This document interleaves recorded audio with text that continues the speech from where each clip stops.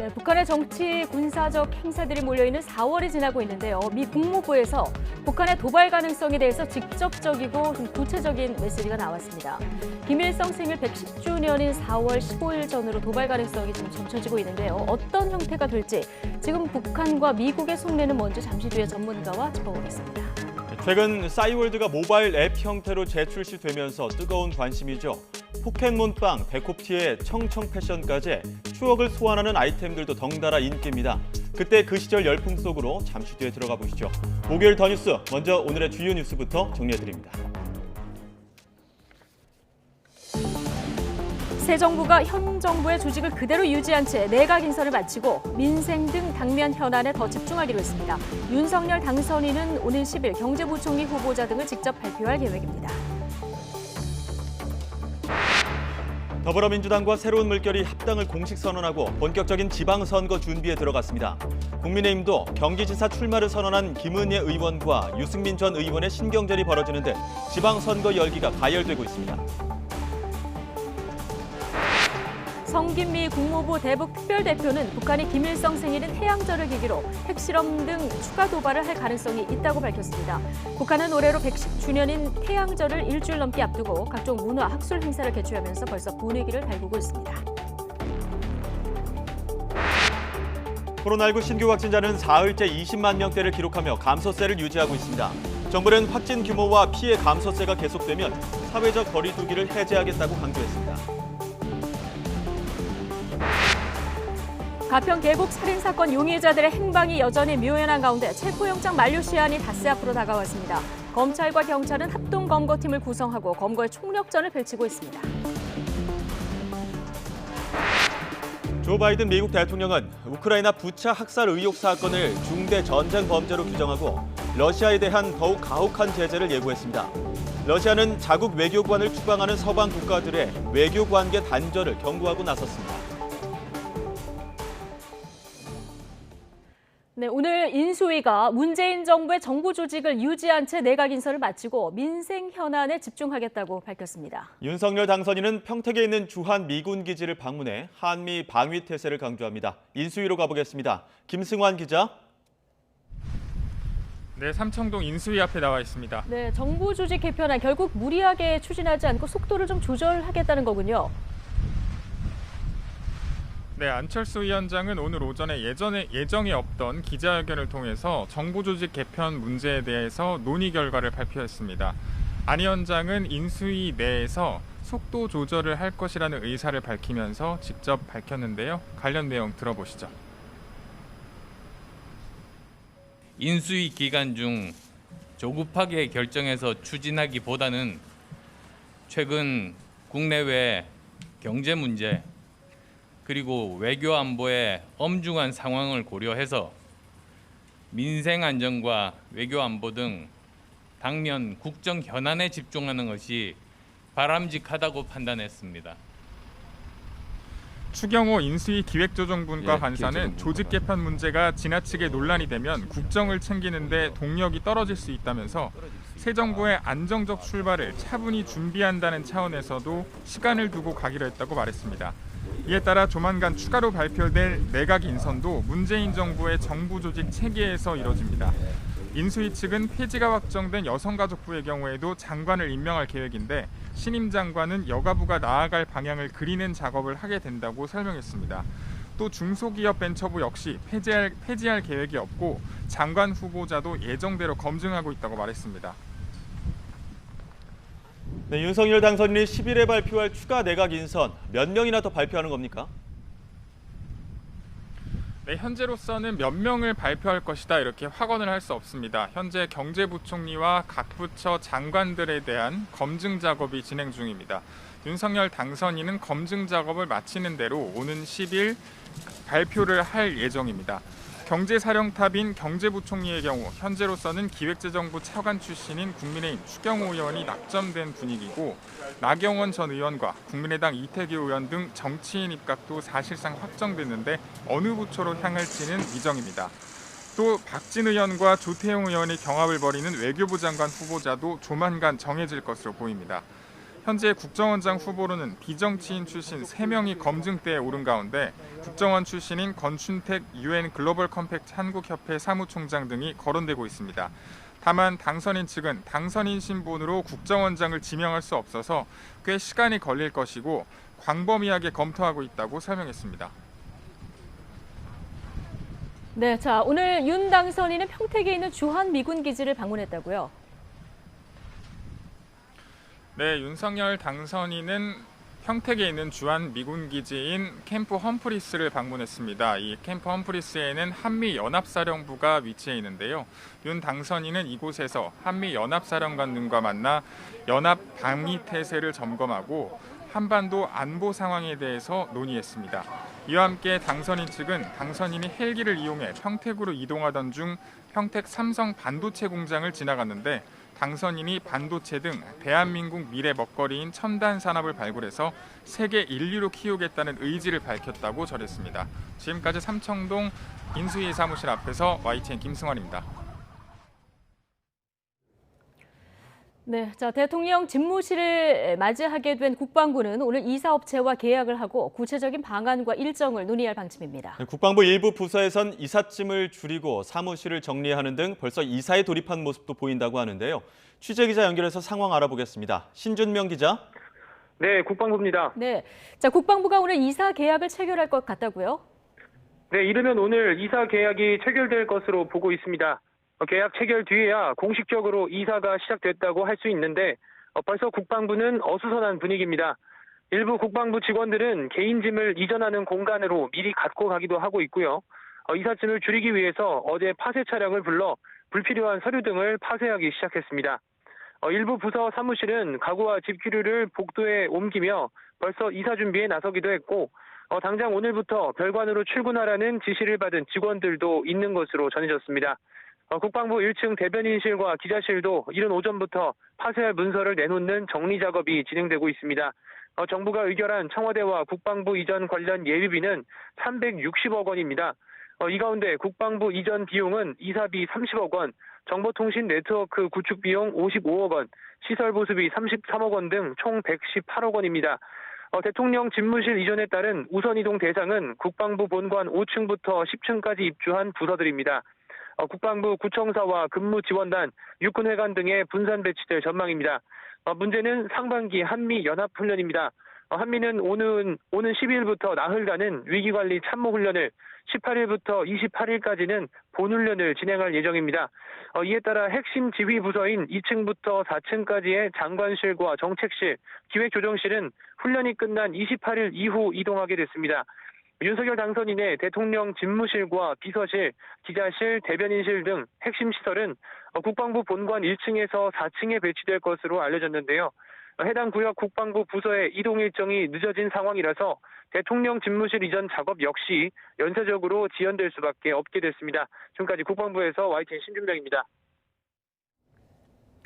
네, 여야 모두 지방선거 출마 후보군 윤곽이 선명해지면서 당내 경쟁이 본격화되고 있는데요. 최대 화두는 역시 경기도지사입니다. 공식 합당 선언으로 김동연 새로운 물결 대표는 더불어민주당 내 경기지사 경선을 치르게 됐고 국민의힘 후보군인 김은혜 의원과 유승민 전 의원 사이 신경전도 점차 가열되는 모습입니다.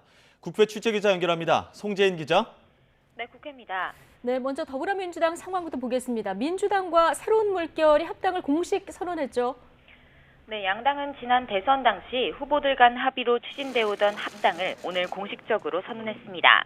윤호중 비상대책위원장과 김동연 대표 등이 합당 합의문에 서명하는 서약식을 열었는데요. 이로써 앞서 경기지사 출마를 선언한 김동연 대표는 민주당 내 후보군인 안민석, 조정식 의원, 염태영 전 수원시장과 민주당 경선을 치르게 됐습니다. 김동연 대표의 경선 합류를 앞두고 민주당 안에서는 이미 경선 규칙을 둘러싼 논쟁이 불거지면서 신경전이 본격화한 상태인데요. 이에 대해 김동연 대표는 자신이 유력 후보라서 견제 분위기가 나오는 것 같다며 당의 결정을 따르겠다는 기존 입장을 반복하면서도 지금은 남의 뒷다리를 잡으며 발목 잡을 때가 아니라 힘차게 앞으로 뛰어나갈 때라며 뼈있는 말을 남기기도 했습니다. 합당 후속 절차를 남겨둔 김동연 대표를 제외하고는 모두 오늘 오후까지 민주당 지방선거 광역단체장 후보로 등록을 마쳐야 하는데요. 송영길 전 대표 역시 오늘 당내 서울시장 경선 후보로 등록하면서 본격적인 출마 채비에 나섭니다. 다만 오늘도 송 전 대표의 서울시장 출마를 둘러싼 당내 내홍은 여전한 상황인데요. 신문86그룹 최재성 전 청와대 정무수석이 서울시장을 탐하다 더 큰 것을 잃을 것이라며 송탐 대실이라는 표현과 함께 비판하면서 후보 등록 뒤에도 송 전 대표의 출마 파문은 이어질 것으로 보입니다.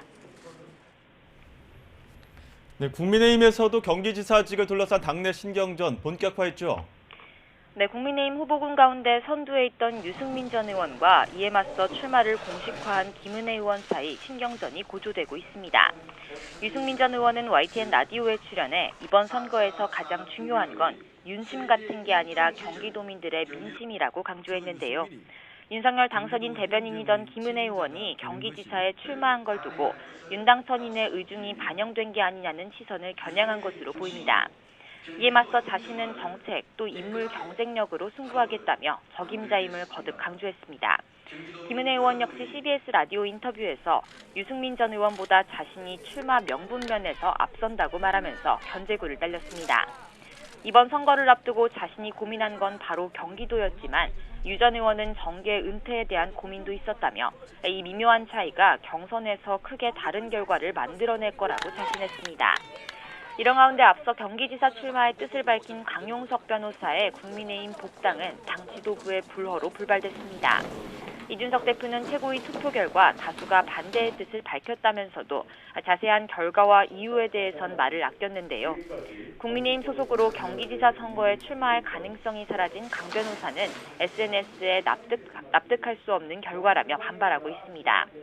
이처럼 6월 지방선거 당내 후보군이 굳어져가는 가운데 국민의힘은 여소야대 전국에서 협치를 이끌어내야 하는 중책, 바로 차기 원내대표를 내일 선출합니다. 지금까지 국회에서 YTN 송재인입니다. 이동재 전 채널A 기자의 협박성 취재 사건을 수사해온 검찰이 공모 혐의를 받아온 한동훈 검사장을 2년 만에 무혐의 처분했습니다. 검언 유착이냐 정언 유착이냐 숱한 공방과 논란을 낳았던 이번 사건은 결국 실체를 밝히지 못하고 마무리될 가능성이 커졌습니다. 취재기자 연결해 자세히 들어보겠습니다. 나혜인 기자. 네, 서울중앙지방검찰청입니다. 네, 먼저 어제 검찰이 밝힌 수사 결과부터 전해주시죠. 네, 서울중앙지검은 어제 이동재 전 채널A 기자와 취재원 강요미수 공모 혐의로 입건됐던 한동훈 검사장을 무혐의 처분했습니다. 재작년 봄 MBC 보도 이후 시민단체가 검찰과 언론의 유착이라며 고발장을 낸 지 2년 만입니다. 공모를 인정할 증거가 없다는 이유인데 결국 한 검사장의 휴대전화 잠금을 풀지 못했기 때문입니다. 검찰은 지금 기술로는 한 검사장 협조 없이 휴대전화 잠금을 해제하려는 시도가 더는 실효성이 없다고 판단했다고 밝혔습니다. 숫자와 문자가 결합된 비밀번호를 해제하려면 설정할 수 있는 경우의 수가 거의 무한대인데 이런 상황에서 재차 장기간에 걸쳐 무한정 해제를 시도하는 게 적정한지 의문이라고 덧붙였습니다. 한 검사장이 무혐의 처분을 받은 반면 이번 사건을 MBC에 알린 제보자 지모 씨는 불구속 기소됐습니다. 윤대진 검사장의 친형인 윤우진 전 용산 세무서장의 명예를 훼손한 혐의가 적용됐습니다. 검찰은 지 씨가 당시 채널A 기자들에게 윤 전 서장이 신라젠 수사를 무마해주는 대가로 이철 전 대표에게 100억 원을 요구했다는 허위 사실을 유포했다고 판단했습니다. 한동훈 검사장은 자신의 무혐의 처분에 관해 지극히 상식적인 결정이 지극히 늦게 나왔다고 평가했습니다. 명예훼손 혐의로 기소된 제보자 지 씨는 자신의 SNS를 통해 윤석열 취임 기념 기소냐며 법이 깡패라고 강하게 반발했습니다. 네, 수사는 사실상 일단락됐지만 검찰이 이번 사건을 처리하는 과정도 논란이 많지 않았습니까? 네, 검찰도 어제 밝혔듯 한 검사장 사건은 이미 재작년 7월에 대검찰청 수사심의위원회에서 수사 중단과 불기소 권고가 이루어졌습니다. 하지만 수사팀은 한 검사장에 대한 압수수색을 강행했고 당시 형사 1부장이던 정진웅 차장검사는 한 검사장을 독직 폭행한 혐의로 기소돼 1심에서 유죄 판결을 받았습니다. 한 검사장 측은 수사 초기부터 제보자 지 씨가 이번 사건을 기획했고 MBC와 함정 취재를 해 검언유착 프레임을 만들어냈다고 주장했습니다. 윤석열 당시 검찰총장에 대한 추미애 전 장관의 수사 지휘와 징계 청구까지 이어지면서 정치권과 언론이 만들어낸 정언유착 사건이라는 주장도 나왔습니다. 동시에 그동안 검찰 지휘부가 수사팀의 무혐의 의견을 여러 차례 반려했다는 논란도 있었고 최근에는 박범계 법무부 장관이 당시 추 전 장관의 수사 지휘를 복원하려다 한 검사장의 무혐의 처분을 막으려는 게 아니냐는 의구심이 일자 철회하는 일도 있었습니다. 결국 검언유착이나 정언유착 의혹 모두 검찰 수사로는 실체가 드러나지 않은 셈인데요. 새 정부 출범 직전에서야 빈손으로 결론 냈다는 점에서 검찰이 정치적인 이유로 시간을 끌다 결국 또 정치적인 이유로 처분했다는 비판을 피하기는 어려워 보입니다. 박범계 법무부 장관은 오늘 출근길에 기술로 휴대전화 잠금을 못 푼다는데 어쩌겠느냐며 냉정한 현실의 결과물이라고 아쉽다고 말했습니다. 네, 어찌됐든 한동훈 검사장이 피의자 신분에서 벗어나면서 새 정부에서 다시 요직을 맡을 거라는 전망엔 더 힘이 실리고 있죠. 네, 한 검사장은 이번 정부 들어 윤석열 당선인 밑에서 서울중앙지검 3차장과 대검 반부패 강력부장 등 요직을 맡다 채널A 사건을 기점으로 비수사 보직에 좌천됐습니다. 다만 윤석열 당선인은 국정농단 사건 등 굵직한 사건을 맡아왔던 한 검사장이 조국 수사를 계기로 좌천됐다고 인식하고 있습니다. 대선 후보 시절에는 한 검사장을 독립운동가에 비유하며 서울중앙지검장 임명 가능성도 시사해 이번 무혐의 처분으로 요직 복귀 전망이 더욱 뚜렷해지고 있습니다. 지금까지 서울중앙지검에서 전해드렸습니다. 검찰이 공개 수배한 가평 계곡 살인 사건 용의자들에 대한 체포영장 시한이 임박한 가운데 검찰과 경찰이 합동으로 검거에 주력하고 있습니다. 경찰은 용의자 가운데 한 명인 이은혜의 과거 의혹들에 대해서도 범죄 혐의점이 있는지 조사하고 있습니다. 현장에 나가 있는 취재기자 연결합니다. 홍민기 기자. 네, 인천지방검찰청 앞에 나와 있습니다. 네, 지금 두 용의자가 아직 잡히지 않았는데 체포영장 시한이 곧 다가온다고요? 네, 그렇습니다. 오늘이 공개 수배 9일째인데 아직 용의자 이은혜와 조연수의 검거 소식은 들려오지 않고 있습니다. 이곳 인천지방검찰청과 경찰이 합동으로 검거팀을 꾸려서 추적 중인데 아직 결정적인 단서는 잡지 못한 것으로 알려졌습니다. 이 때문에 수사가 장기화하거나 자칫 미제 사건으로 남는 게 아니냐 이런 우려도 조심스럽게 제기되는 상황입니다. 용의자들은 잠적한 뒤 넉 달 동안 자신 명의의 신용카드나 휴대전화를 전혀 사용하지 않으면서 추적을 피하는 것으로 알려졌습니다. 이런 가운데 이들의 체포영장 만료 시한이 임박하면서 검경이 더욱 검거의 속도를 내고 있습니다. 이은혜와 조연수는 지난해 12월 14일 검찰 조사에 출석하지 않고 잠적했는데요. 인천지검은 체포영장을 2번 발부받아 이들을 쫓아왔는데 이 영장의 만료 시한이 오는 12일, 그러니까 닷새 뒤로 다가온 겁니다. 검거팀이 이날까지 두 사람을 체포하지 못하면 다시 체포영장을 청구해 발부받아야 합니다. 네, 경찰이 이은혜의 과거 의혹에 대해서도 조사하고 있지 않습니까? 네, 그렇습니다. 앞서 누리꾼들을 통해 2010년 인천 석바위 교통사고, 또 2014년 태국 파타야 해변 익사사고 등이 모두 이은혜가 보험금을 노리고 벌인 일이라는 의혹이 제기됐는데요. 경찰청은 이 가운데 태국 파타야 해변 익사 사건과 관련해 범죄 혐의점이 있는지를 인천경찰청에서 확인하라고 지시했습니다. 당시 태국 현지 경찰이 작성한 2장 분량의 부검 기록도 확보해 넘겼는데요. 시신의 외상 흔적은 없는 것으로 알려졌는데 경찰은 타살 가능성을 살펴보고 있습니다. 인천경찰청은 또 2010년 인천 석바위 교통사고 관련 사건도 들여다보고 있는데요. 당시 이은혜도 함께 차량에 타고 있었는데 혼자 살아남아 보험금을 받은 것으로 알려져 고의 사고가 의심된다는 의혹이 제기됐습니다. 일단 교통경찰 업무 관리 시스템에는 2008년에서 2010년 사이 이은혜라는 이름으로 접수된 사건은 없는 것으로 파악됐는데요. 당시 비슷한 사고가 있었는지를 확인하고 보험금을 받았는지도 보험사 등을 통해 확인한다는 계획입니다. 두 사람을 추적하기 위해 검경이 합동으로 그물망을 펼친 가운데 시민들의 제보가 그 어느 때보다 절실한 상황입니다. 지금까지 인천지방검찰청 앞에서 YTN 홍민기입니다.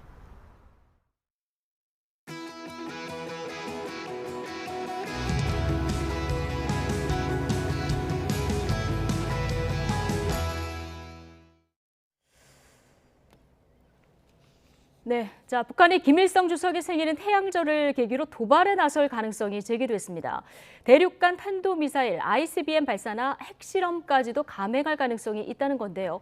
자, 올해 들어서 일단 무력 도발에 나선 속내는 무엇인지, 또 한반도 정세에 미칠 파장은 얼마나 되는지 전문가와 함께 지금부터 짚어보겠습니다. 한국군사문제연구원 김열수 안보전략실장님 나와 계십니다. 어서 오십시오. 네, 안녕하세요. 예, 4월 북한의 정치의 달이라고 불리는데 북한 도발 여부에 좀 관심이 모아지는 상황에서 오늘 미 국무부에서 좀 직접적인 발언들이 나왔습니다. 먼저 성김 미 국무부 대북 특별대표 발언을 보면 또 다른 미사일 발사가 될 수도 있고 핵실험이 될 수도 있다 이렇게 전망을 했거든요. 어떤 가능성이 좀 더 높을까요? 예, 뭐 두 개 다 가능성은 있다라고 예. 봐야죠. 우선 핵실험 같은 경우에는 7차 핵실험을 하게 될 거고요. 네. 그런 가능성은 아마 미국의 여러 가지 첩보 자산 그런 것들을 통해서 일정 부분 확인을 했을 거라고 보고. 아, 그럼 하나의 가능성 차원에서 언급했다기보다는 뭔가 분석을 통한 발언이었을 그렇죠. 것이다. 그래서 한 나라의 그래도 북핵 문제 대표자가 그렇게 그냥 자기가 추정한 거 그대로 얘기하지는 않았을 거고요. 예. 정보 자산에서 나온 그 정보를 기초로 해서 아마 얘기를 했을 거고요.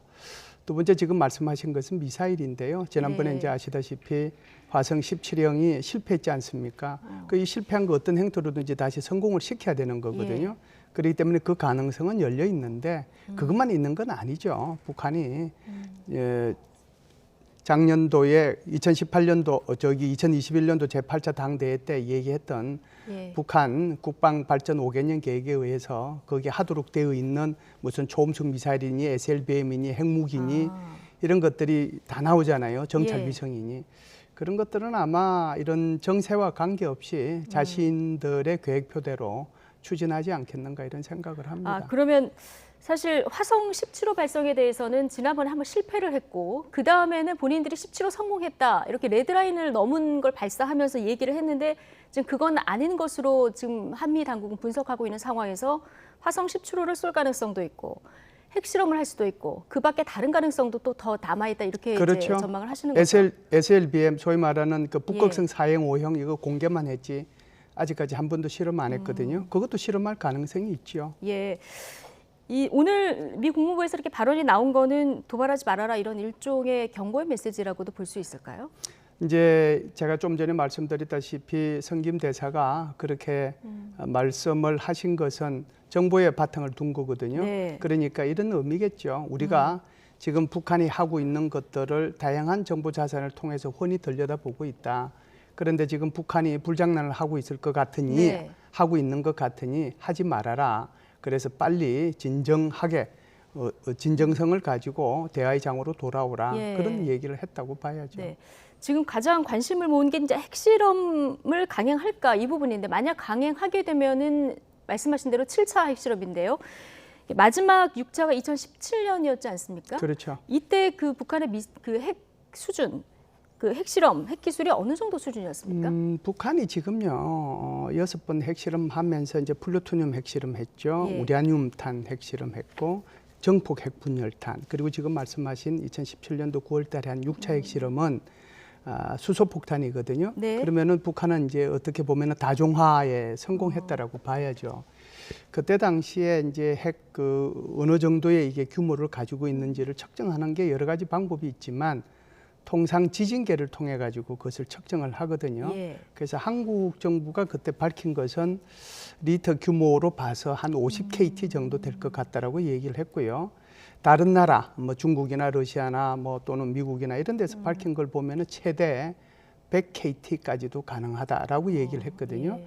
그러면은 적어도 50KT부터 100KT 사이의 위력을 그때 당시에 실험을 했고 그걸 성공했다는 것을 보여줬다라고 볼 수가 있죠. 예. 그럼 만약에 7차 핵실험을 한다고 하면은 어느 정도 규모가 될지도 관심이고요. 또 북한이 이번 만약에 7차 핵실험 한다고 하면은 확인하고자 하는 기술은 어떤 기술일까? 네. 이런 부분도 좀 관심인데요. 두 가지 차원이에요. 예. 하나는 지금 다종화에는 성공했지만 소형화 경량화에도 북한은 성공했다라고 얘기를 하지만 예. 사실상 이게 어느 정도 성공했는지를 몰라요. 그래서 가능하면은 적은 양을 가지고 더 폭발력이 큰 그런 것을 개발하고 싶지 않겠어요. 핵무기 국가가 가지고 있는 모두의 바람이라고 볼 수 있는데 북한도 그 뭐 틀 속에 저는 있다라고 봅니다. 예. 그렇다라고 하면 지금 현재 미국이나 러시아가 가지고 있는 것은 한 100kg 정도 되는데 폭탄의 무게가 100kg 정도 되는데 이것이 한 120KT, 150KT 정도의 그런 위력을 가지는 거거든요. 러시아 같은 경우에도 그래요. 150kg 네. 정도 되는데 220KT 정도. 그러니까 소형화하면서 굉장한 그 위력을 네. 이렇게 낼 수 있는 것을 지금 만들어내고 있거든요. 아마 북한이 지금 하고 싶은 부분은 어떻게 하면은 이것을 소형화해서 더 큰 위력을 내게 할 것인가. 그래야 훨씬 더 이제 예. 미국을 포함해서 국제사회가 관심을 가지니까요. 이게 하나가 있고 하나는 전술 핵무기입니다. 북한이 전술 핵무기를 뭐 개발하지 않았겠느냐 이렇게 했지만 한 번도 여기에 대한 실험을 안 해봤거든요. 네.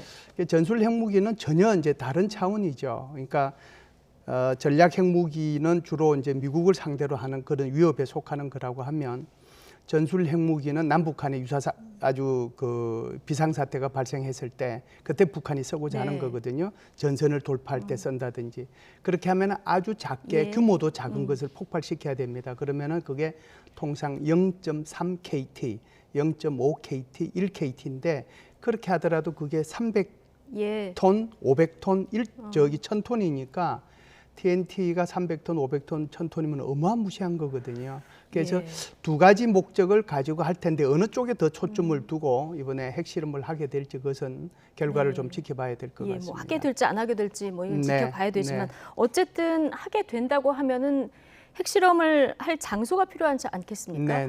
풍계리 핵실험장 지난 2018년에 여기 폭발을 하면서 공개를 했습니다. 근데 최근에 복원 움직임도 좀 있고요. 여기서 쏠 가능성이 있을까요? 아무래도 거기서 이제 핵실험을 할 가능성이 높다라고 봐야죠. 이미 이제 3번 그 경도 입구에서 그쪽을 수리하고 있는 모습들이 포착이 됐거든요. 2018년도 5월달에 우리 한국 기자들도 갔습니다만은 미국 기자들 포함해가지고 전 세계 기자들을 풍계리까지 정말 열 몇 시간 기차를 타고 겨우 가가지고 거기 했는데 그것이 결국은 쇼였다라고 하는 것을 보여주는 거고요. 경도가 보면은 크게 1번, 2번, 3번, 4번 4개의 경도가 있어요. 1번 경도는 첫 번째 핵실험하고 나서 폐쇄를 했고요. 2번 경도에서 2차부터 6차까지 핵실험을 했습니다. 그래서 한 번도 사용하지 않은 게 3번하고 4번인데요. 이번에 지금 집중적으로 인공위성에 포착되고 있는 것은 남쪽 경도, 그러니까 3번이라고 볼 수 있죠. 그쪽에서 지금 하고 있기 때문에 과거에 2번, 3번, 4번을 한꺼번에 다 입구를 폭발을 시켰거든요. 2018년도 5월 달에. 그런데 이것이 그 안으로 들어가서 그 안에서 몇백 메타를 들어가야 거기서 이제 핵실험을 하는 거란 말이죠. 그 안에는 아마 콘크리트로 돼 있을 텐데 입구만 그냥 과시용으로 전시용으로 보여주기 위해서 그때 잠시 폭발을 했다라고 보거든요. 그러면 옆으로 뚫고 들어가면 그것이 과연 얼마나 시간이 걸리겠느냐. 짧게는 한 달 걸릴 거고 조금 더 걸릴 수도 있을 텐데 그런 차원에서 보면 남쪽 경도에 있는 3번 그 출입구를 통해 가지고 핵실험할 가능성이 높다 이렇게 보죠. 북한이 지금 핵실험을 감행하려는 여러 가지 이유 가운데 뭐 많은 것들이 꼽히고 있는데 그중 하나가 다음 주에 이제 김일성 탄생 110주년 태양절이 있지 않습니까? 얼마나 중요한 날입니까? 김일성 같으면은 우리가 이제 탄생이라고 좀 표현하기는 그렇고요. 뭐 우리가 석가모니나 예수님께서 태어나시면은 뭐 탄생이라고 표현하는 게 맞을 건데 어찌됐든 생일이라고 생일이죠. 이 사람이 태어난 지 110주년이 되는 겁니다. 이제 북한의 입장에서 보면 이렇게 5년 단위, 10년 단위로 꺾어지는 것을 정주년이라고 하거든요. 정주년 행사를 굉장히 크게 하는 그런 관행이 있습니다. 게다가 이제 이번 같은 경우는 여러 가지가 좀 겹치죠. 지금 말씀하신 것처럼 김일성의 태어난 지 110년도 있고 또 4월 25일 되면 북한 조선인민군 창건 90주년 행사도 있고 또 뭐 11일 정도 되면 무슨 뭐 김정은이 총비서, 제일 비서죠. 그때 당시에는 추대된 이제 10년이 되는 것도 있고 여러 가지가 지금 겹쳐 있습니다. 그래서 지금 미림 비행장 일대에서 대규모로 지금 퍼레이드 그러니까 하는 것들이 지금 계속 포착되고 있잖아요. 그렇기 때문에 이제 이런 경축 행사를 단순히 열병하고 뭐 이거 분열하고 하는 이런 것들만 또 전략 무기만 보여줄 것이 아니라 실제로 이제 핵실험이나 또는 그 화성 17행이나 또는 SLBM이나 이런 것들을 발사하고 성공시킴으로써 주민들을 갖다가 더 이제 단결시키고 또 백두 혈통의 그 어떤 정통성 이것을 과시하는 측면이 있거든요. 그렇기 때문에 이번에는 그 분열식이나 열병식도 4월 15일 날 크게 하겠지만 그걸 전후해서도 아마 북한이 전략적 도발을 할 가능성은 그 어느 때보다도 높다고 할 수가 있죠. 다음 주부터 또 한미 연합훈련도 시작돼서 이 즈음도 좀 주목을 해봐야 될 것 같은데 김여정 노동당 부부장 강도 높은 핵 위협에 나선 이런 상황인데 두 차례나 담화도 발표를 했는데 여기서 강한 발언도 내놨다가 또 남한을 향해서는 총포탄은 안 쏜다 이런 얘기도 했다가 이 약간 내군 전략을 쓰는 듯한 이런 발언이거든요. 속내는 뭘까요? 우리 서훈 국방부 장관이 지금 육군에도 미사일 부대가 있고 공군에도 미사일 부대가 있거든요. 그건 이제 그 명칭이 바뀌었습니다. 육군 같으면 육군 전략 사령부로 바뀌고 예. 이제 공군 같으면 공군 미사일 사령부로 바뀌었는데 그때 이제 창설식에 가서 이제 이렇게 얘기를 하는 거죠. 우리가 만일 북한이 도발을 하게 되면은 원점, 예. 지원 세력 그리고 지휘 세력 세 군데죠. 원점, 지원 세력, 지휘 세력 여기까지도 우리가 정밀 타격할 수 있는 능력을 갖고 있다라고 하는 것을 북한한테 알려준 거죠. 그러니 제발 그 허튼 그런 일을 하지 말아라라고 네. 일종의 경고를 한 셈인데 이걸 이제 김여정이가 담화로서 발표를 한 거죠. 예. 김여정이가 담화 한번 하고 박정천이가 하고 이거 모자라니까 다시 또 또한번 김여정이가 하고, 예. 이틀 만에 또 담화를 발표하고. 그래서 김여정이가 이렇게 발표한 거를 보면 굉장히 그 좀 강하게 뭐 얘기를 하잖아요. 그 뭐 심지어 말살 얘기도 나온단 네. 말이죠.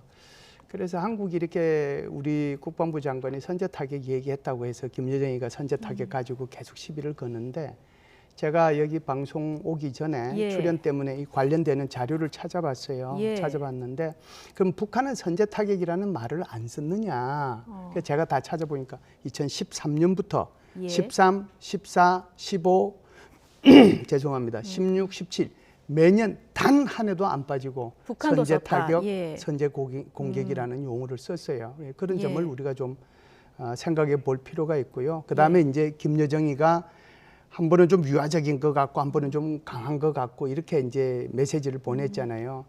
그래서 우리가 상대방을 대할 때요. 항상 보면 능력과 의도거든요.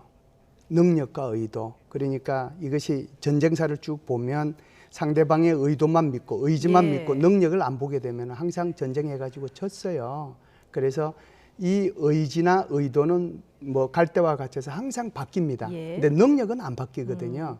우리가 상대방을 바라볼 때 김여정의 말 한마디에 이중성이 있다라고 하는 그거보다는 오히려 북한이 점령하고 있는 이 군사력, 네. 이 능력 이걸 보고 여기에 대비를 해야 되겠다는 예. 생각을 합니다. 자, 웬디 셔먼 미 국무부 부장관이요.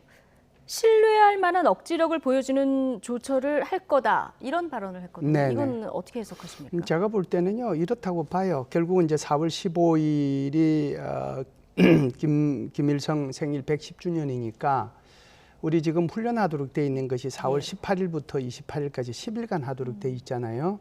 그러면 만일에 4월 15일, 그러니까 4월 18일 이전에 북한에서 이런 전략적 도발, 이번 도발 같은 경우에는 절대로 용서할 수 없는 도발이 네. 돼요. 그러니까 그 7차 핵실험을 한다라고 하는 것은 이건 뭐 엄청난 국제사회 안보에 위협을 미치는 거거든요. 예. 물론 뭐 화성 17행도 마찬가지입니다만 그걸 보면 정말 신뢰할 만한 어떤 억지력을 보여줘야 되는데 그 신뢰할 만한 억지력이 뭘까? 결국은 이제 북한한테 보여줄 수 있는 것은 전략 자산을 전개하는 게 아닌가. 전략 자산이라고 하는 것이 공중도 있고 예. 바다도 있고 또 수중에도 있습니다. 전략 잠수함이 있을 수도 있고 예. 또 이제 공중에서는 B1B를 포함해 가지고 다양한 이제 전략 폭격기들도 있을 수 있거든요.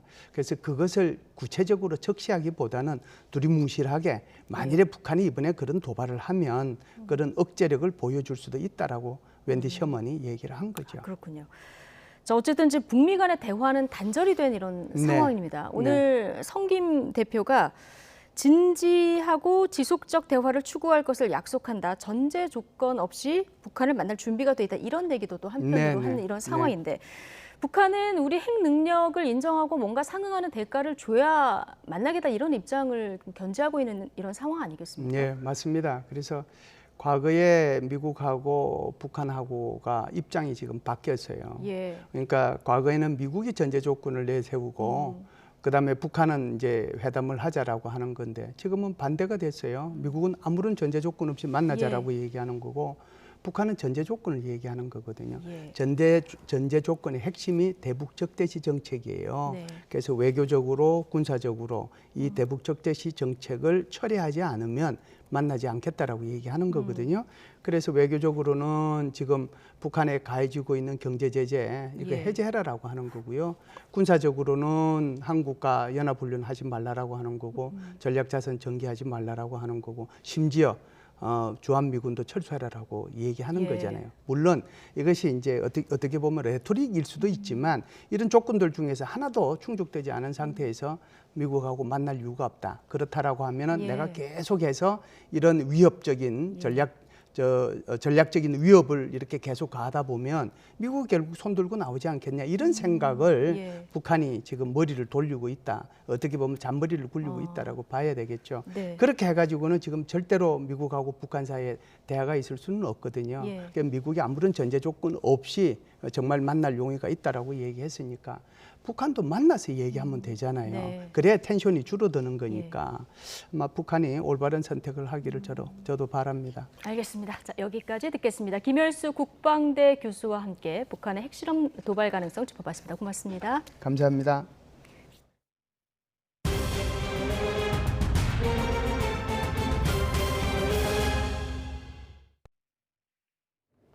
네, 코로나19 신규 확진자 사흘째 20만 명대를 기록하면서 감소세를 유지하고 있습니다. 정부는 확진 규모와 피해 감소세가 계속되면 사회적 거리두기를 해제하겠다고 강조했는데요. 취재기자 연결해 보겠습니다. 신현준 기자. 네, 신현준입니다. 네, 확진자 규모 전날보다 줄면서 20만 명대 초반으로 떨어졌죠. 네, 오늘 0시 기준 신규 환자는 22만 4,820명입니다. 하루 전보다 6만 1,000여 명 줄면서 사흘째 20만 명대를 유지했습니다. 오미크론 대유행 이후에는 주 중후반이면 확진자 규모가 커지면서 30에서 40만 명대를 기록했는데 이번 달 들어서는 계속 30만 명 아래를 유지하고 있는 겁니다. 일주일 전과 비교하면 9만 5천여 명, 2주 전과 비교하면 17만 명 넘게 줄면서 감소세가 이어지고 있습니다. 누적 확진자는 1,477만여 명으로 전 국민의 28.6%가 감염됐습니다. 현재 추세가 이어지면 오늘이나 내일 중 1,500만 명을 넘어설 것으로 전망됩니다. 사망자와 위중증 환자는 아직 안심할 단계는 아닙니다. 어제 하루 코로나 관련 사망자는 348명으로 이틀째 300명대입니다. 누적 사망자는 18,000명을 넘겼습니다. 위중증 환자는 12명 줄어서 1,116명으로 31일째 4자릿수 1,000명대를 이어가고 있습니다. 전국의 중환자 병상 가동률은 59.3%로 31일 만에 60% 아래로 떨어졌습니다. 정부는 위중증 환자는 지난달 31일, 사망자도 25일 정점 이후 감소 추세라고 판단하고 있는데요. 그러면서 이런 감소세가 이어진다면 오는 17일까지 적용하는 거리두기 이후엔 사회적 거리두기의 전면 해제 방침을 다시 한번 강조했습니다. 또 이를 위해 동네 병원 등에서 확진자 대면 진료를 확대하고 어제부터는 확진자가 직접 약국을 방문해 약을 받을 수 있도록 하는 등 일상 회복에 대비하고 있습니다. 네, 이런 가운데 방역 당국이 확진자의 격리 기간을 5일로 줄이는 방법을 또 검토하고 있다고요? 네, 앞서 미국과 영국 등은 자가격리 기간을 5일로 단축했는데요. 방역 당국은 격리 단축으로 인한 전파 위험성을 감당할 수 있는지를 판단해야 한다고 밝혔습니다. 중앙방역대책본부는 현재 확진자 격리 기간은 검사한 날로부터 7일인데 이 기준은 확진자의 증상이 나타난 뒤 7일이 지나면 다른 사람에게 전파할 감염력이 무시할 수준이라는 근거를 바탕으로 마련된 것이라고 밝혔습니다. 그러면서 격리기간 7일이 지나면 감염 위험성이 매우 낮아지는 것은 사실이지만 전파 가능성이 아예 없는 것은 아니라면서 현실적 상황에서 7일로 하는 것이 적정 수준으로 판단해 시행하고 있는 것이라고 설명했습니다. 이어 이런 부분을 종합적으로 고려해 격리 기간을 며칠로 할지 검토하고 있다고 강조했습니다.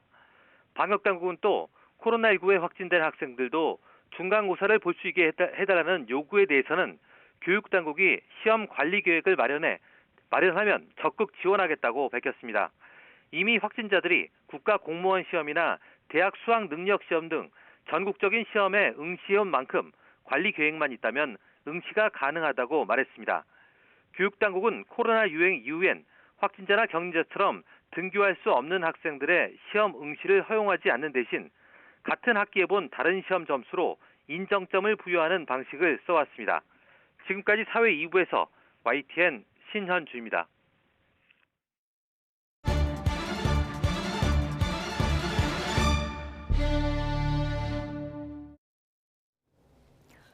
네, 대통령직 인수위원회는 재건축 정밀안전진단 기준을 낮추고 초과이익 환수제 부담도 완화하는 방안을 마련 중입니다. 네, 규제가 대폭 풀릴 거란 전망에 재건축 예정 단지가 몰려있는 서울 강남 아파트 가격은 치솟고 있습니다. 최기성 기자가 보도합니다. 1982년 준공된 서울 강남구 압구정동 한 아파트 단지입니다. 강남의 대표적인 재건축 단지 가운데 한 곳입니다. 서울시가 최근 한강 주변 아파트 35층 고도 제한 규정을 삭제하면서 층수를 높일 수 있게 된 데다 규제 완화 소식까지 겹치면서 기대감이 커지고 있습니다. 재건축 규제를 완화를 하면은 집값은 더 폭등하겠죠. 현재 매물 자체가 없기 때문에 집값은 안 내린다고 봅니다. 실제로 이 아파트 전용 면적 183제곱미터는 59억 5천만 원에 지난달 거래됐습니다. 직전 신고가보다 7억 5천만 원 더 오른 가격입니다. 서울 강남구 대치동에 있는 지어진 지 40년 넘은 아파트도 사정은 비슷합니다. 전용 면적 84제곱미터 호가가 26억 5천만 원에서 27억 5천만 원까지 형성돼 있는데 지난 2월 같은 면적 실거래가보다 많게는 2억 원 이상 비싸졌습니다. 선거 전에 이렇게 좀 매도 의향이 있는 그 소유자분들도 좀 매물을 좀 거두는 그런 입장이고 좀 규제도 좀 풀리고 활성화가 되면은 좋지 않을까 그런 기대감을 가지고 있습니다. 가격 상승 핵심 요인은 윤석열 당선인이 추진하는 부동산 정책 방향입니다. 현행 3천만 원인 재건축 초과이익 환수제 적용 기준을 상향하고 구간별 부과율을 인하해서 부담을 덜어주겠다는 겁니다. 30년 이상 노후 아파트는 정밀 안전진단을 면제해주고 구조안전성 가중치를 50%에서 30%로 낮추는 방안도 추진 중입니다. 새 정부 출범 전부터 집값이 들썩이자 한덕수 국무총리 후보자는 완급 조절을 언급하며 진화에 나섰습니다. 재건축이 빠른 스피드로 되겠다 그럼 그거 자체가 또 가격을 올리는 요인이 되니까 무엇부터 어떻게 해야 될 건가 하는 그 방법론은 상당히 좀 신중하게 논의할 필요가 있다. 집값 정상화는 역대 정부가 모두 목표로 삼았지만 달성하기 쉽지 않았던 과제입니다. 정책 방향은 정해진 만큼 속도 조절로 시장 과열을 달랠 수 있을지가 관건입니다. YTN 최기성입니다. 네, 대통령 집무실의 용산 이전이 속도를 내는 분위기입니다. 이에 따라 부동산 시장에도 변화가 감지되는 상황입니다. 네, 한편으로는 구글의 인앱 결제 방침이 또 논란거리가 됐는데요. 다양한 경제 소식, 경제부 조태현 기자와 짚어보겠습니다. 어서 오십시오. 네, 안녕하세요. 예, 오늘은 부동산 얘기부터 좀 해보겠습니다. 네. 대통령 그 집무실의 용산 이전 계획 지금 속도를 내고 있는데 네네. 부동산 시장 변화가 좀 있습니까? 어제 이제 정부에서 이 집무실 이전을 위한 예비비를 집행했다고 이렇게 밝혔잖아요. 예, 그래서 국무회에 통과했죠. 이게 집무실을 옮기냐 안 옮기냐 이게 옳고 그름의 문제보다는 예. 신고 권력이 마찰을 빚으면서 지금 경제 상황이 안 그래도 엄청나게 엄중하지 않습니까? 이런 상황에서 제대로 좀 대응이 안 되고 좀 이런 낭비적인 모습들이 있었던 게 걱정이었는데 이 부분은 조금 그래도 환영할 만한 소식이고요. 예. 그런데 이제 용산으로 집무실 이전이 가시화되면서 지금 일대 집값이 조금 들썩이는 모습을 보이고 있습니다. 그래서 지금 그래픽을 준비를 해놨는데요. 한국부동산원에서 매주 아파트 가격 동향이 나오는데 이번 주는 전국에서 0.01% 하락했어요. 예. 보시다시피 서울도 보합 정도를 유지를 했습니다. 그런데 지금 눈에 띄는 곳이 용산구예요. 0.02% 올랐습니다. 예. 지난주에 0.01% 올라가고 7주 만에 상승으로 전환한 다음에 이번 주에는 조금 더 오름폭을 확대한 건데요. 예. 아무래도 실제로 현장의 이야기를 들어오면은 집주인들이 매물을 걷어들이고 지금 호가를 조금 올리는 모습들 이런 것들이 예. 많이 감지된다고 합니다. 또 하나 눈에 띄는 게 종로구인데요. 지금 보합 정도로 나오고 있는데 종로구가 계속적으로 하락을 하고 있었습니다. 10주 동안 하락하고 있다가 지난주에 보합 그리고 이번 주도 보합인데요. 이것도 용산이랑 좀 연관이 있습니다. 대통령 집무실이 용산으로 이전을 하게 되면은 아무래도 주변의 교통량이 좀 줄어들고 지금 그쪽에서 시위도 많이 일어나잖아요. 대통령 집무실이 있다 보니까 그런 것들도 좀 개선되고 규제도 완화되지 않겠냐 이런 기대감들이 좀 적용됐다고 하는데요. 네. 그래서 종로구와 용산구가 조금 다른 모습을 보이는 모습입니다. 그리고 서초구하고 강남구도 0.02%포인트씩 이제 오른 것으로 나타나고 있는데 이거는 재건축 기대감입니다. 그렇죠. 앞에 최기성 기자도 보도를 통해서 전해드렸는데 아무래도 새 정부가 공약으로서도 재건축 활성화를 여러 차례 이야기를 했고요. 조금씩 가시화되는 모습이 보이기 때문에 이런 측면에서 강남구의 오래된 아파트들 중심으로 호가가 좀 오르는 모습을 보이고 있습니다. 네, 뭐 용산 지역과 종로 지역이 눈에 띄는 부분인데 전반적으로 봤을 때 어떤 부동산 거래량에도 좀 변화가 있습니까? 일단 이게 시장 자체가 반응하는 거는 사실로 통계로도 나오긴 하는데요. 이거 좀 구체적으로 좀 볼 필요가 있습니다. 일단은 지난해 그러니까 2021년 상황을 좀 기억을 해보시면은 한국부동산원에서 주간 자료가 나왔을 때 수도권 아파트가 0.4%씩 이렇게 폭등하고 이런 모습을 보여줬어요. 네. 그런데 지금 보면은 뭐 이렇게 강보합, 약보합, 보합 정도 이야기를 하지만 0.01%, 0% 이 정도 모습을 보이고 있거든요. 그래서 이게 지난해랑은 조금 다른 모습이 있다. 반응이라고 하기에는 아직 조금 이른 부분이 있다. 이렇게 말씀을 드리겠고요. 또 하나는 이 부분이 조금 더 중요한데 지금 거래 절벽이라는 말을 많이 쓰잖아요. 거래가 많이 줄었습니다. 지난달 지금 그래픽을 준비를 했는데 지난달에 아파트 거래량이 좀 상당히 많이 줄어든 모습. 한 800건 정도가 나오는 걸로 852건 나왔네요. 이 정도로 나왔는데 이게 지난해 3월에 보면은 3,762건이었어요. 그러니까 이게 80% 가까이 굉장히 줄어든 상태입니다. 용산구만 서울의 부동산 거래 건수를 말씀하시죠? 그렇죠. 서울의 아파트 거래 건수인데요. 지금까지 신고된 것 기준입니다. 근데 용산구만 보면은 지난해 3월에 82건에서 지금 지난달에는 13건으로 80%가 넘게 줄었어요. 지금 이렇게 거래가 많이 줄어들었기 때문에 어떤 이렇게 조금 가격이 올라간 거래 한두 건만 있어도 통계에 영향을 줄 수 있단 말이에요. 그렇기 때문에 아직까지는 시장이 뭐 반응을 하고 있다, 오르고 있다라고 얘기하기는 다소 일러 보이고요. 아직은 조금 더 시간과 이 추세를 지켜봐야지 어떤 흐름으로 가는지를 파악할 수 있을 것 같습니다. 뭐 호가가 올라갔어도 거래가 안 되다 보니까. 그렇죠. 지금은 정부가 대출 규제를 아직까지는 강하게 하고 있고요. 거기다 기준금리도 올랐기 때문에 거기다가 가격도 많이 올랐죠. 그러니까 집을 사고 싶어도 집이 너무 비싸서 거래하기가 힘들고 또 거기다가 자금을 조달하기도 집을 현금으로 사는 경우는 없잖아요. 자금을 조달하기도 어려워지니까 아무래도 거래가 힘든 상황이라 아직은 이렇게 통계로서 유의미한 움직임이 있다라고 보기에는 조금 이른 감이 있습니다. 최근 또 전셋값 오르다 보니까 월세 찾는 분 적지 않은데 월세보다 관리비가 더 많이 나오는 매물도 적지 않다고요? 이게 임대차 3법 가운데 전월세 신고제라는 게 있어요. 임대차 2법 나머지들이 조금씩 부작용이 계속 많이 지적이 되고 있는데 임대차 전월세 신고제에도 이런 부작용들이 좀 있습니다. 이게 신고를 하는 대상이 수도권이나 광역시, 시도 안에 전세보증금 6천만 원 이상 또는 월세 30만 원 이상 초과 매물인데요.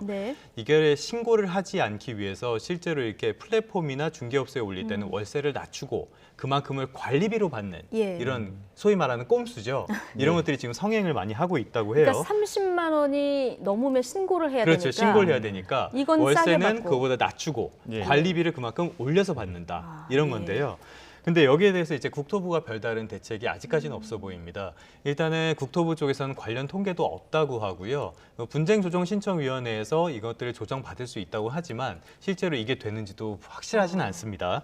그래서 이것들이 이제 오는 6월부터는 지키지 않으면 최대 100만 원의 과태료가 물리게 되는데요.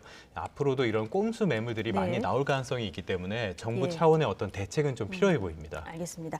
자, 이 주제도 좀 다뤄보겠습니다. 지금 구글이 인앱 결제 의무화 방침을 세우면서 이게 좀 약간 논란이 되고 있는데 먼저 인앱 결제가 뭔지부터 좀 살펴볼까요? 다들 스마트폰 쓰시죠? 저도 컴맹이긴 하지만 스마트폰을 씁니다. 근데 보면은 애플리케이션을 유료로 받거나 무료로 받을 때 지금 뒤에도 나왔지만 플레이 스토어라든지 구글의 애플의 앱 스토어 같은 것들을 통해서 애플리케이션을 내려받잖아요. 그렇죠. 근데 그럴 때는 뭐 무료도 있고 유료도 있지만은 경우에 따라서는 앱 속에서 더 필요한 거를 결제를 해서 사용한 경우들도 있습니다. 예를 들어서 뭐 게임 아이템, 그렇죠. 그런 것들이 있는데 이럴 때는 앱에서 제공하는 주소를 타고 가서 다른 곳에서 결제를 하거나 아니면은 앱 안, 그러니까 플레이 스토어 안에서 결제를 하거나 이런 방법들이 있다고 해요. 근데 플랫폼들이 제공하는 플레이 스토어나 앱 스토어 안에서 결제하는 거, 이거를 인앱 결제라고 부릅니다. 그러면 이게 대체 왜 뭐가 문제냐? 이게 중요할 텐데 돈입니다, 결국엔. 이렇게 애플리케이션 그 스토어 안에서 결제를 했을 때는 최대 30%까지 수수료가 붙거든요. 그러면 이만큼 앱 개발자들의 수익은 줄어들고요. 앱의 가격도 높아질 가능성이 있기 때문에 여기에 대해서 인앱 결제를 강제 의무화했을 때 좀 부작용이 있을 수 있다. 이런 우려들이 나오고 있는 겁니다. 예.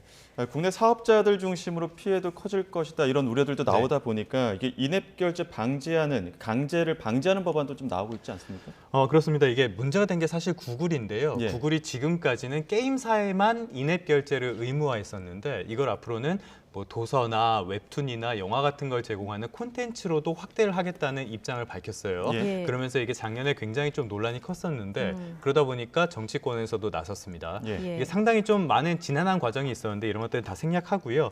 전기통신사업법 개정안이 지난해 8월에 국회 문턱을 넘었습니다. 이 원래 구글 플레이에 올라온 앱들은 개발사에서 인앱 결제를 쓸지 말지를 자율적으로 결정할 수 있었는데 인앱 결제만 써라, 인앱 결제도 쓸 수 있다는 분명히 다르기 때문에 이렇게 법안이 통과가 됐는데요. 내용을 보면은 거래상의 지위를 부당하게 이용해 특정한 결제 방식을 사용하도록 강제하는 행위를 금지한다. 좀 말이 어려운데 그냥 인앱 결제를 강제하면 안 된다. 이렇게 받아들이시면 되겠습니다. 사실 이 법을 두고는 뭐 여러 가지 논란이 있긴 한데요. 세계적으로 대형 플랫폼 회사인 구글에 대해서 처음으로 제동을 건 세계적으로 봤을 때 첫 사례이기도 합니다.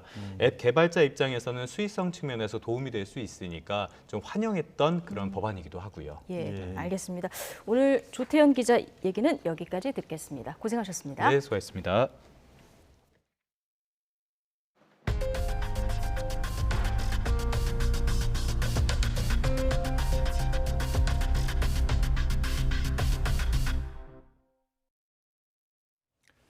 네, 방금 들어온 소식부터 전해드리겠습니다. 고려대가 조민 씨의 입학 허가를 취소했다는 소식이 속보로 들어왔습니다.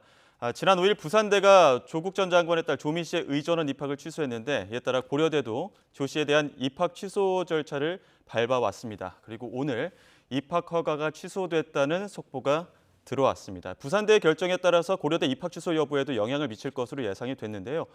조 씨는 2010년 고려대 환경생태공학부에 입학을 했고 오늘 고려대의 입학 취소 처리 심의위의 규정 절차에 따라 논의가 진행이 됐고 고려대가 조민 씨의 입학 허가를 취소했다는 속보가 방금 전해졌습니다. 보다 자세한 소식은 잠시 뒤에 다시 한번 전해드리도록 하겠습니다. 네, 토종 SNS 싸이월드가 돌아왔습니다. 옛 추억과 함께 오그라드는 흑역사의 흔적이 가득한 그때 그 시절 도토리 감성이 소환됐는데요. 화면으로 함께 보시죠.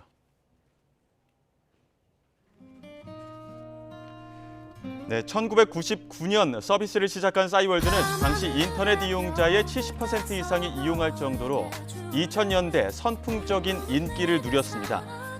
한때 이용자가 3,200만 명에 달할 정도였는데요. 페이스북 창업자 마크 주커버그가 싸이월드를 참고하기 위해 방한한 일화도 유명하죠.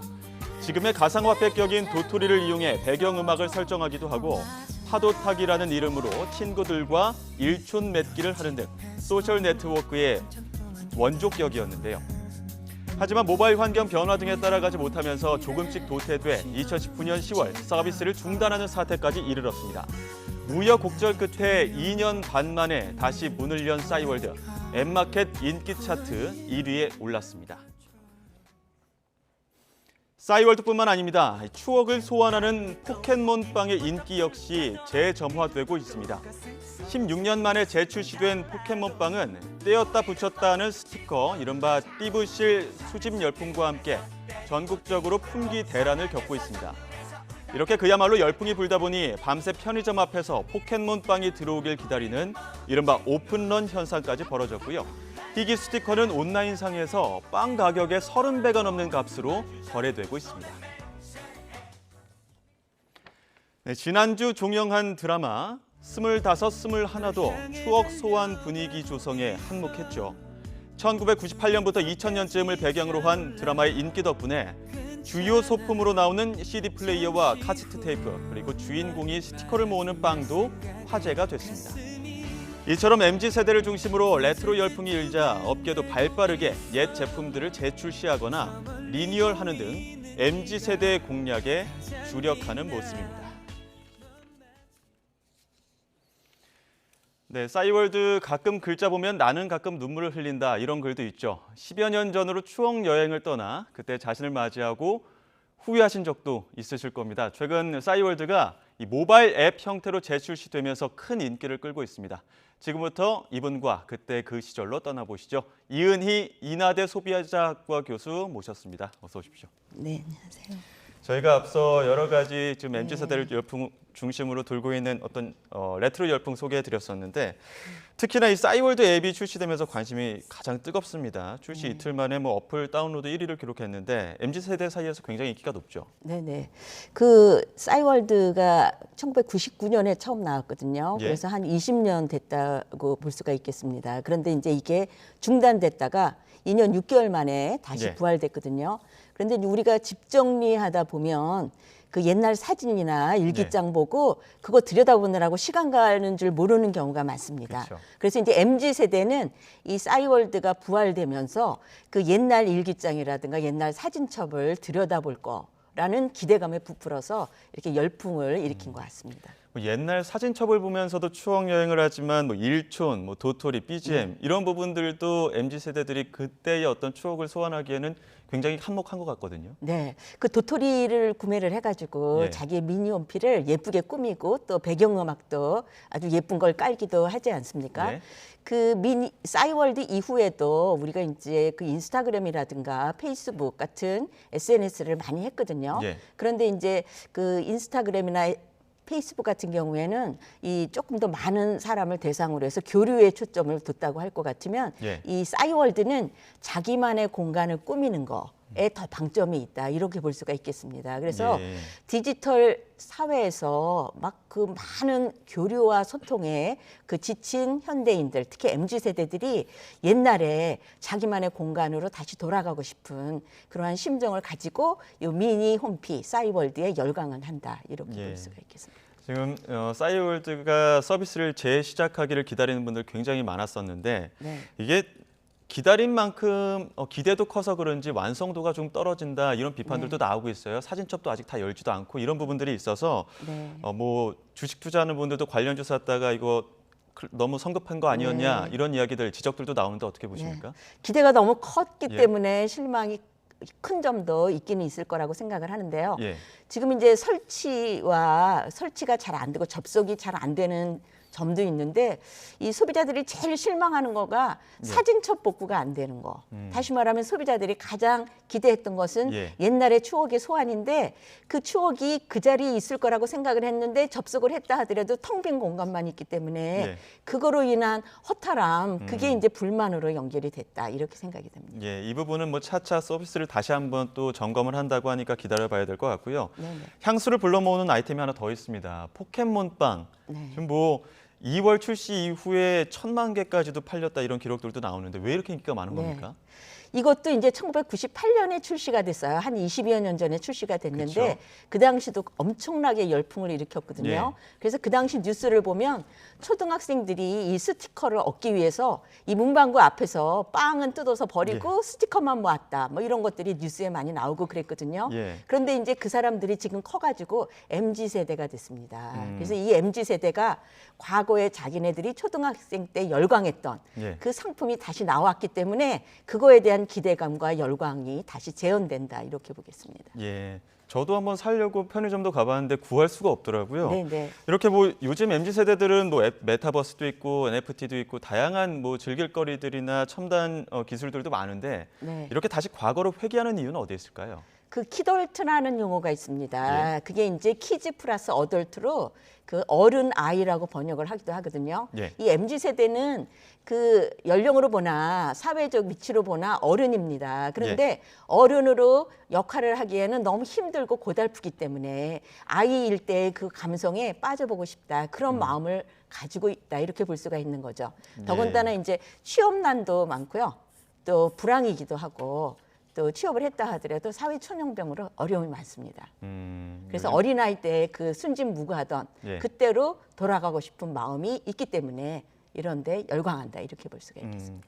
뭐 MZ세대뿐만 아니라 좀 다양한 세대에서 이 마음속 향수를 가지고 있는 분들이 네. 꽤 많으실 겁니다. 이런 점에서 봤을 땐 패션이나 소품 아이템 이런 아이템은 결국 돌고 도는 거겠죠. 네, 그리고 특히 이제 불황일수록 예. 그 현실의 고단함을 잊기 위해서 과거에 행복했던 때, 철없었던 때 그런 것을 추구하는 그런 성향이 크다 이렇게 볼 수가 있겠습니다. 앞서도 조금 어려운 부분들이 있기 때문에 불황이 있기 때문에 더욱더 옛 추억을 떠올린다 이런 말씀도 해주셨는데 네. 그만큼이나 지금 어려운 시기를 겪고 있는 청년들이 좀 많은 상황에서 그런 것들을 좀 치유하고자 과거를 회귀하는 이런 현상들도 나오는 거겠죠. 네, 네. 그러니까 현실의 어려움과 힘든 거를 극복을 해야 되는데 예. 이제 극복하는 가운데서 힘들기 때문에 이제 잠시라도 마음의 위안이나 이런 것을 잊고자 옛날에 열광했던 상품에 몰입한다 이렇게 볼 수가 있겠습니다. 예, 여기까지 듣도록 하겠습니다. 지금까지 이은희 인하대 소비자학과 교수와 함께 옛 추억 한번 떠올려 봤습니다. 오늘 말씀 고맙습니다. 네, 감사합니다.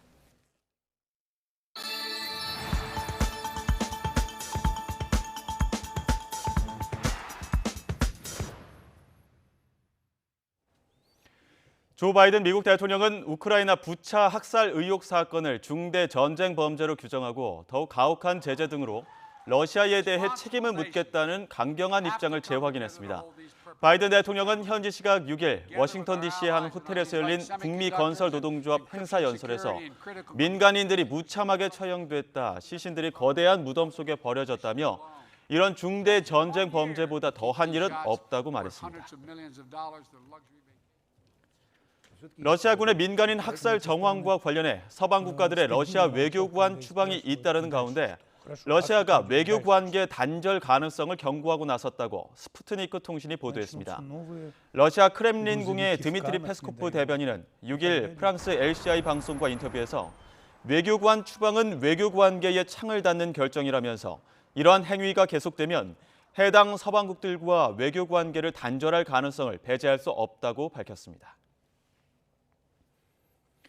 국내 주요 커피와 음료 전문점에서 파는 시럽과 과일 등이 첨가된 커피나 음료의 평균 열량이 쌀밥 한 공기보다 높은 것으로 나타났습니다.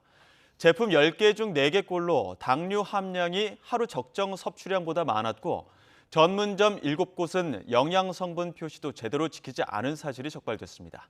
보도에 이승윤 기자입니다. 국내의 대표적인 커피와 음료 전문점에서 파는 달콤한 커피나 음료의 평균 열량이 쌀밥 한 공기보다 높은 것으로 드러났습니다. 한국소비자원이 국내에 200개 이상의 매장이 있는 커피와 음료 프랜차이즈 29곳에서 파는 시럽과 과일 첨가 제품의 평균 열량을 조사한 결과 커피류는 285kcal, 스무디와 AD류는 372kcal로 쌀밥 한 공기의 열량 272kcal보다 높았습니다. 스무디와 에이드류의 평균 당류 함량은 65g으로 탄산음료의 40g, 일일 적정 당류 섭취량 50g을 훌쩍 넘었습니다.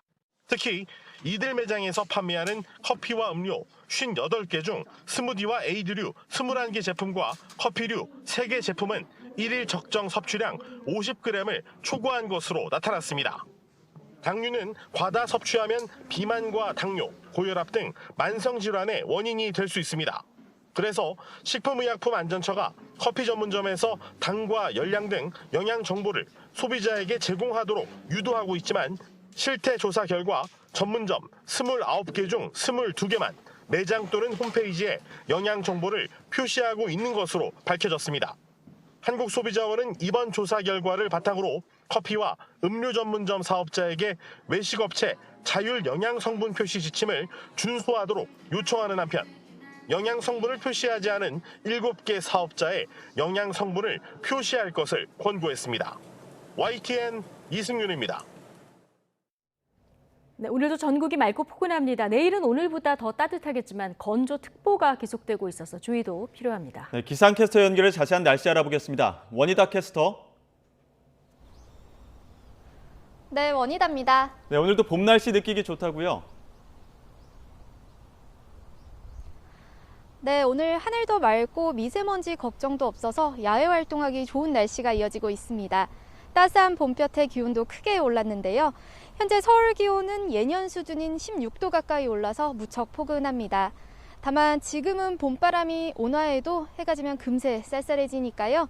겉옷으로 체온 조절 잘해주시기 바랍니다. 내일도 전국이 대체로 맑겠습니다. 원활한 대기 확산으로 공기도 깨끗하겠습니다. 다만 맑은 날씨가 이어지면서 서울 등 내륙 곳곳에는 건조특보가 내려져 있습니다. 또 전국적으로 산불 위기경보 경계 단계가 발령 중입니다. 산불 등 화재 발생하지 않도록 각별히 유의하시기 바랍니다. 내일 아침 기온은 예년 수준을 보이겠습니다. 서울 6도, 대전 4도, 광주 6도에서 출발하겠습니다. 내일 낮 기온은 오늘보다 2도에서 5도가량 높겠습니다. 서울 19도, 대전 22도, 광주 23도가 예상됩니다. 기온은 계속해서 오름세를 보이겠고요. 특히 주말에는 서울 낮 기온이 22도까지 오르는 등 고온 현상이 나타날 전망입니다. 강원 영동과 경북 북동 산간에는 초속 20m 안팎의 강한 바람이 불고 있습니다. 주말에도 양간 지풍이 불며 산불 위험성이 클 것으로 보이니까요. 불씨 관리 철저히 해주시기 바랍니다. 지금까지 YTN 원희다입니다. 네, 인수위 기관의 조직 개편 문제는 조급하게 추진하지 않겠다. 오늘 오전 안철수 인수위원장 발언인데 내각 인선도 문재인 정부의 정부 조직 체제를 그대로 유지한 상태로 이루어질 것 같습니다. 네, 선거 내내 공방이 오갔던 여성가족부도 일단 살아남게 됐는데요. 55일 앞으로 다가온 지방선거 이야기까지 잠시 뒤 전국 대담에서 이야기 나눠보겠습니다. 저희는 더 뉴스 2부로 돌아오겠습니다.